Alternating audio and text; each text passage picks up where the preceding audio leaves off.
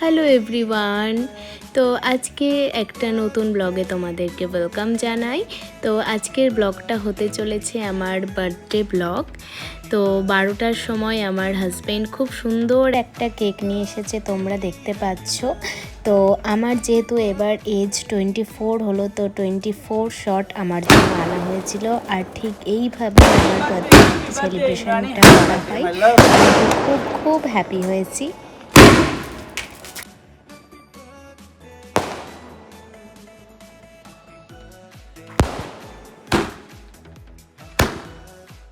এরপর এত সুন্দরভাবে সেলিব্রেশন করার পর আমি এই সুন্দর কেকটা কাটিং করি। কেকের কালার অ্যান্ড ক্যান্ডেল আমার খুব পছন্দ হয়েছে।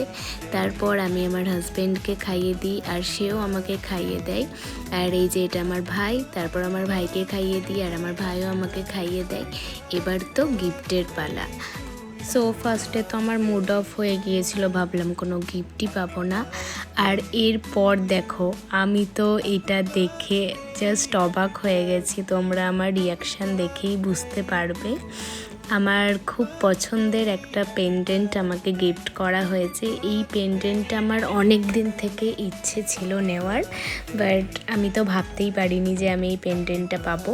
এটা হয়তো তোমাদের কাছে অনেক ছোট্ট একটা জিনিস, কিন্তু আমার কাছে এটা অনেক বড় একটা উপহার।